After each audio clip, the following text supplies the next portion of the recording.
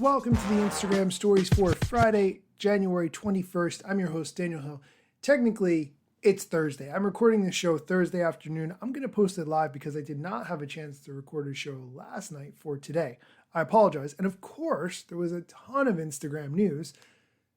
Here's the biggest news. Instagram has been working on ways for creators to get paid for a long time on the back end, and now they're starting to test subscriptions, which is where you, as a user, could pay money to get premier access to content created by the people that you really, really care about.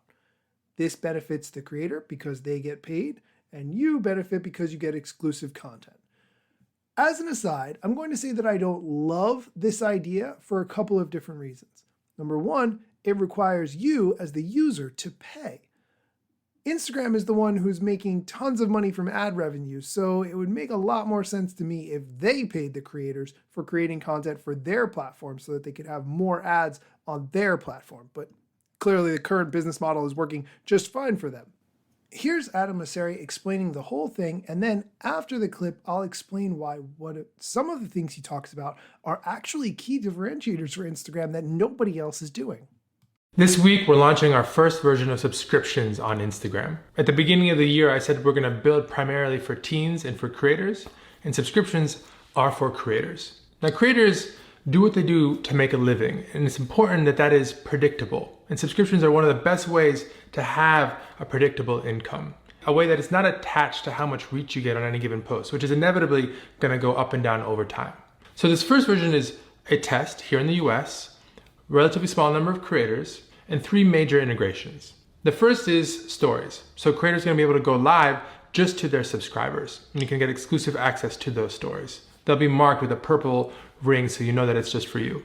The second is subscriber lives. So a creator can go live just to their subscribers. And the third is you'll get a subscriber badge, a little purple indicator so the creator knows that you're a subscriber when they see you in comments, in DMs, or anywhere else across Instagram. Now, over time, we hope to expand these features because it's important that subscriptions are integrated throughout the entire Instagram experience. We also believe that creators should own their relationship with their subscribers. So we're working on ways that creators can take their subscriber list and bring them off of Instagram to other apps and websites built by other companies. Anyway, check it out if you see it. We're going to be growing it hopefully over the next couple of months, but starting with a very small number of creators to start. But we're very excited about this important step. See you next week. Peace. So much to unpack there, but the key thing that I want to talk about, because I want to keep this short, is the differentiator that he mentioned in terms of being able to export your subscribers and take them to another platform. Now, that's something that people who use maybe email marketing engines like MailChimp or something else are definitely familiar with.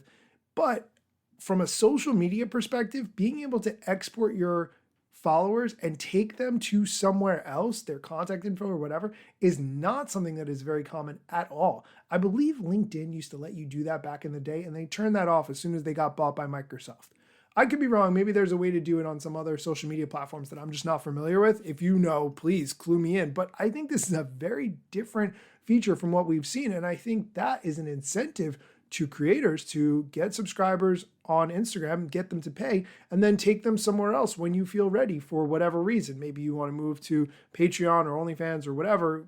You have that ability. And I think that is a very, very key thing to think about potentially going into this. You know what? Let's just do one more big story. Facebook and Instagram are reportedly exploring plans to make, showcase, and sell NFTs. This comes from a report from the Financial Times. The plans are, quote, at an early stage and could yet change, end quote. But the Financial Times says the teams at Facebook and Instagram are readying a feature that will let users display NFTs as their profile pictures, as well as working on a prototype to let users mint new NFTs.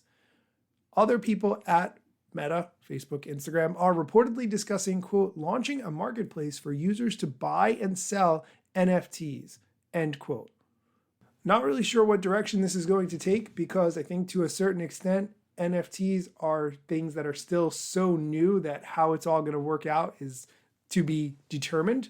But if you are very into the NFT world and you would like to come on the show and talk about what this could potentially mean and how NFTs would potentially work on Instagram, send me a DM at Daniel Hill Media. I would love to have you guest host the show and talk about that.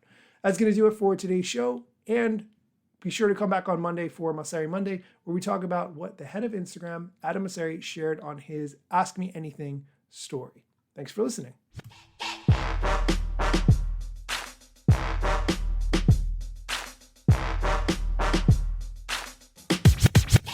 I'm not yet a member of the Instagram team, but my podcast covers many Instagram themes. But the name, image, logos are trademarks of Instagram and the LCC in the USA and every territory. Everything I publish independently. Until they let me run my team and start to pay my salary. Not sponsored or endorsed, no lies, no fallacy. I use their logo with permission, not malicious or callously. No trademark violation, filling all criteria. Follow me on Instagram or Twitter at Daniel Hill Media.